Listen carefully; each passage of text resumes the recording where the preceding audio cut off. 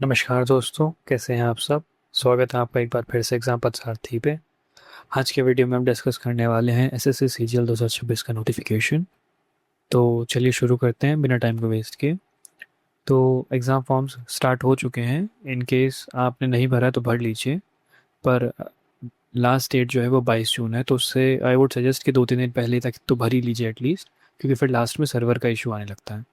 और बहुत ध्यान से भरिएगा एक डिटेल को, क्योंकि अगर कोई गलती हो गई तो करेक्शन विंडो है 29 जून से 1 जुलाई, पर गलती हो गई तो उसको करेक्ट करने के लिए 200 रुपये और 500 रुपये क्यों देने हैं। पहली बार ही अच्छे से पढ़ने की कोशिश कीजिएगा, ठीक है। और एग्ज़ाम की जो डेट बताई जा रही है टायर 1 की, वो वैसे सितंबर सितंबर के बीच में जो नोटिफिकेशन में लिखा है। एंड टायर 2 की बोलिए दिसंबर। पर एसएससी है और काफ़ी अनप्रिडिक्टेबल है, तो हम कुछ नहीं कह सकते हैं। पर हाँ, आप ऑनेस्टली अपनी तैयारी कीजिए। मान के चलिए अगस्त के दूसरे हफ्ते या तीसरे हफ्ते में एग्ज़ाम हो सकता है, तो उस हिसाब से अपनी तैयारी रखिएगा। चलिए, इस बार और वैकेंसीज़ बहुत अच्छी हैं, मतलब आई वुड नॉट से कि बहुत अच्छी हैं, पर ठीक हैं। क्योंकि पिछले 3 साल से तो ट्रेंड के अकॉर्डिंग कम ही हो रही है। 17,000, 15,000 और अब 12,000। हो सकता है 13,000 तक पहुंच जाएं, क्योंकि बाकी वैकेंसीज अभी रिपोर्ट नहीं हुई हैं।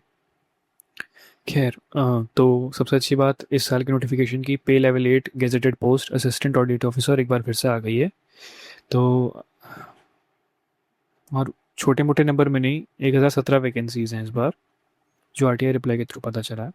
तो बहुत अच्छी न्यूज़ है, क्योंकि लेवल 8 की जॉब या तो आपको एसएससी सीजीएल में मिलती है, डबल एओ, या फिर सीधे आपको यूपीएससी देना पड़ता है। एंड उसमें भी, उसमें लेवल 10 तो होती हैं शुरू में सारी, बट वो एक एक पॉइंट के बाद लेवल 8 की सारी ग्रुप बी की जॉब स्टार्ट हो जाती है, 8 और लेवल 9 की।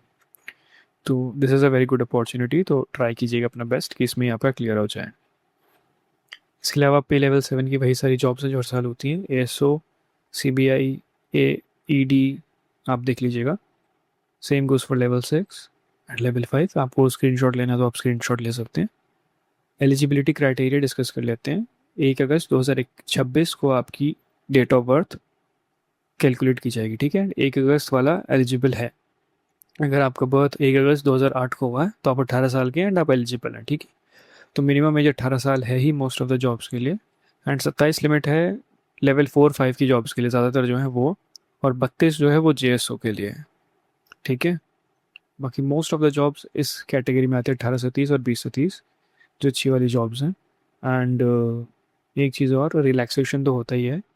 फॉर ओबीसी 3 साल, SC ST 5 साल, एक्स सर्विसमैन 10 साल, एंड कुछ ऐसा।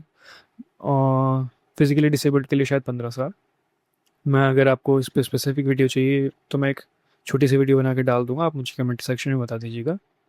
बाकी अब पोस्ट के एजुकेशन क्वालिफिकेशन जो ज़रूरी है वो मैं आपको बता देता हूँ। डबल एओ और जो दूसरी पोस्ट हैं सबके लिए बैचलर्स डिग्री काफ़ी है। पर बैच डबल एओ में ऐसा है कि अगर स्टेट कैडर के लिए आप सिलेक्ट होते हैं तो आपको स्टेट की लैंग्वेज बहुत अच्छे से आनी चाहिए। अगर आप केरल से सिलेक्ट होते हैं तो आपको मलयालम बहुत अच्छे से आनी चाहिए। अगर आप गुजरात से सिलेक्ट सिलेक्ट होते हैं तो आपको गुजराती अच्छे से आनी चाहिए, ठीक है। बाकी जूनियर स्टैट्स ऑफिसर और स्टैट्स इन्वेस्टिगेटर, इनके लिए स्पेशल कंडीशन है, वो मैं आपको बता देता हूँ। जेएसओ के लिए आपको ग्रेजुएशन होना चाहिए और 12वीं पे 60% होना चाहिए मैथ्स के साथ, ठीक है। मैथ्स में 60%, स्पेसिफिकली मैथ्स में, या फिर ग्रेजुएशन कर रखी हो और उसमें एक सब्जेक्ट स्टैट्स हो, ठीक है। ये कंडीशन है। बाकी स्टैट्स इन्वेस्टिगेटर के लिए जितनी भी डिग्री लिखी है इनमें से कोई भी एक डिग्री आपके पास होगी तो आप एलिजिबल हैं इस एग्ज़ाम के लिए, ठीक है। सॉरी, इस पोस्ट के लिए, हाँ।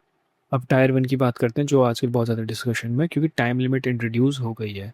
पहले टाइम लिमिट क्या थी, 1 घंटा, 100 क्वेश्चन, 200 मार्क्स, किसी भी ऑर्डर में किसी भी तरीके से आप सॉल्व कर सकते थे। पर अब क्या कंडीशन है, अब ये सेक्शंस खुलेंगे, पहले रीजनिंग का खुलेगा, फिर जीके का खुलेगा, फिर क्वांट का, फिर इंग्लिश का। वही मार्क्स तो उतनी है, 2 मार्क्स सही करने पे, -0.5 गलत करने पे। पर हर सेक्शन की लिमिट है 15 मिनट। 15 मिनट रीजनिंग के लिए, 15 मिनट जीके के लिए, 15 मिनट एप्टीट्यूड और 15 मिनट इंग्लिश। आपके कितने भी क्वेश्चन, और एक बार वो सेक्शन बंद हो गया तो उसमें आप वापस नहीं जा सकते, तो इस चीज़ का ध्यान रखिएगा। और बहुत ध्यान से क्वेश्चन को सॉल्व कीजिएगा, ठीक है। और आई नो कि बहुत सारे लोगों को प्रॉब्लम होने वाली है, स्पेशली मैथ्स में सबको होने ही वाली है, क्योंकि 15 मिनट में मैथ्स के क्वेश्चन करना थोड़ा मुश्किल होता है। पर प्रैक्टिस कीजिए, एंड वही हमारे पास एक ऑप्शन है और कुछ नहीं है, क्योंकि ये एक्सपेक्टेड था थोड़ा सा। पर वही है, सिर्फ आपके लिए प्रॉब्लम नहीं है, सबको ये प्रॉब्लम होगी, तो अपना बेस्ट दीजिएगा। चलिए अब आगे बढ़ते हैं टायर 2 की तरफ। टायर 2 में एक तो टाइपिंग टेस्ट होता है, आप सबको पता है, 2000 की डिप्रेशंस करने होते हैं 15 मिनट में, लगभग 27 वर्ड पर मिनट की स्पीड चाहिए होती है, बट कोशिश कीजिएगा 35-40 की आप प्रैक्टिस करें। बाकी एरर परसेंटेज जो अलाउड है, मतलब 2000 में से कितने कैरेक्टर्स गलत हो सकते हैं या मिस हो सकते हैं, तो नॉन सीपीटी के लिए 20%, 25% और 30% ये ऑफिशियली दिया हुआ है। पर सीपीटी के लिए दिया नहीं हुआ, पर ये मोस्टली यही रहता है कि 5% अनरिजर्व के लिए, 7% वो बी सी डब्ल्यू के लिए and 7% S C S T के लिए। मतलब 5% का मतलब है कि 2000 में से 2000 का 5% होता है 100 कैरेक्टर्स, तो 100 कैरेक्टर्स की आप एरर माफ है, ठीक है, 100 वो लिमिट है, और फिर आप क्वालिफाई कर जाएंगे सीपीटी के लिए।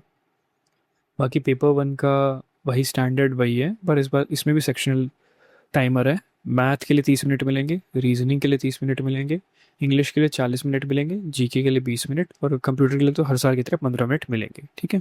वही 2 घंटे 15 मिनट का पेपर होगा। 130 क्वेश्चन जिन पे मेरिट बनेगी, 390 मार्क्स, और 20 क्वेश्चन कंप्यूटर के जिसको क्वालिफाइंग इन नेचर है, बट कंप्यूटर को अब कोई भी हल्के में लेगा नहीं शायद लास्ट ईयर से, क्योंकि कंप्यूटर बहुत टफ था लास्ट ईयर का, सबको पता है। तो इस बार थोड़ा ध्यान से अच्छे से पढ़ के चाहिएगा कि रिस्क ना हो, एंड सिलेबस को अच्छे से पढ़िएगा, एंड उसके बाद में कंप्यूटर को टच कीजिएगा एंड अच्छे से। बाकी क्या क्या पढ़ना है, कंप्यूटर के सोर्सेज क्या हैं, उसके लिए मैंने एक वीडियो बनाई है, वो जल्दी अपलोड हो जाएगी। बाकी करेक्ट आंसर पे 3 मार्क्स और गलत पे -1, ये तो आपको पता ही होगा। अब पेपर 2 एंड 3 डिस्कस कर लेते हैं। पेपर 2 सिर्फ जीएसओ और स्टैट्स इन्वेस्टिगेटर के लिए, और paper 3 assistant audit and account officer के लिए।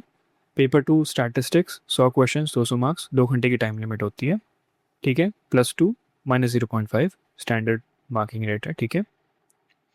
और पेपर 3 उसमें finance and accounts 40 question, 80 marks, economics and governance 60 question, 120 marks. लेकिन इसमें सेक्शनल टाइमिंग नहीं है, 2 घंटे आप किसी भी ऑर्डर में कर सकते हैं। अब फाइनल मेरिट जो है जीएसओ पोस्ट के लिए पेपर 1 प्लस पेपर 2 से फाइनल होगी। डबल ए के लिए पेपर 1 और पेपर 3, और बाकी जितने भी पोस्ट हैं उसके लिए पेपर 1 काफ़ी है, ठीक है। तो कोशिश कीजिएगा पेपर 1 आप बहुत अच्छे से करें, ताकि पेपर 2 और पेपर 3 में अगर थोड़े बहुत कम मार्क्स भी हो फिर भी आप सिलेक्ट हो जाएँ। चलिए डिटेल सिलेबस एंड स्ट्रेटेजी हम आने वाले एक वीडियो में डिस्कस करेंगे। कोई डाउट हो तो आप मुझे कमेंट कर सकते हैं, मैं पूरी कोशिश करूँगा उसे सॉल्व करने की। Thank you for watching, subscribe करें, लाइक करें एंड शेयर करें। एग्जाम पथ सारथी को धन्यवाद।